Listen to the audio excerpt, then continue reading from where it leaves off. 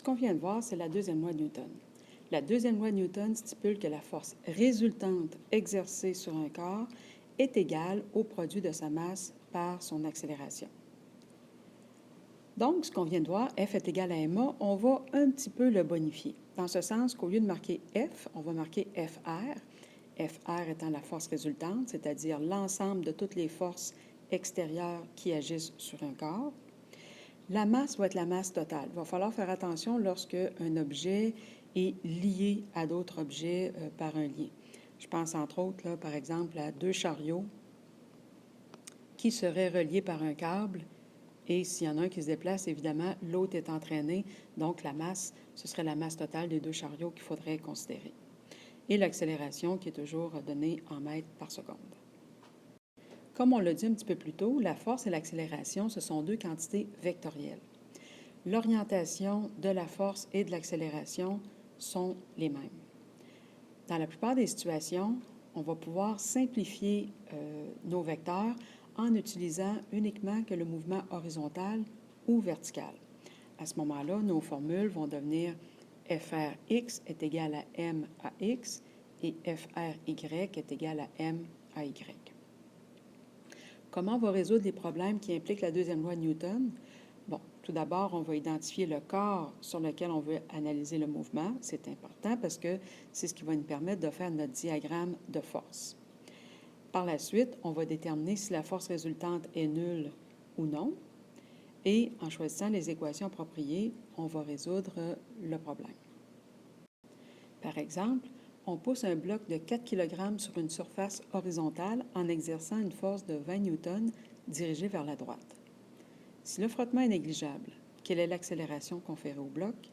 Et deuxièmement, si la force de frottement est de 10 newtons, quelle sera la grandeur de l'accélération? Alors, le bloc est sur une surface horizontale. Son poids, sa masse plutôt, est de 4 kg. Il se dirige vers la droite.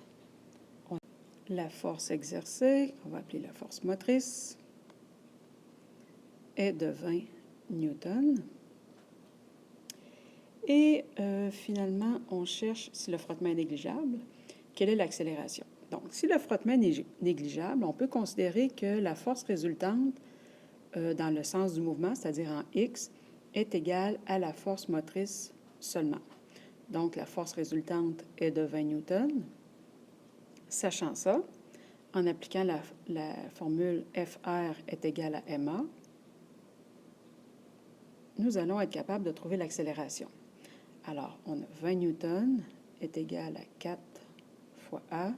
Donc, l'accélération conférée au bloc est de 5 mètres par seconde carrée.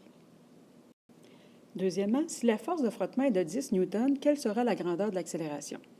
Donc, ici, on a un autre vecteur qui va rentrer en ligne de compte, qui s'oppose au mouvement. On a une force de frottement.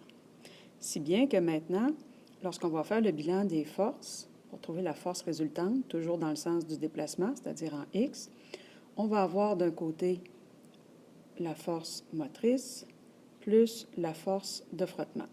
Je considère que ce qui est positif, c'est ce qui s'en va dans le sens du mouvement. Donc, à ce moment-là, la force résultante va être égale à 20 newtons moins 10 newtons qui était la force de frottement. Donc, la force résultante est égale à 10 newtons. Sachant ça, on va être capable de trouver l'accélération. C'est notre deuxième point. Alors, toujours en reprenant la formule FR est égal à MA, on va trouver l'accélération en remplaçant FR par 10, la masse par 4 et en isolant la variable A. Donc, l'accélération, à ce moment-là, va être de 2,5 mètres par seconde carrée.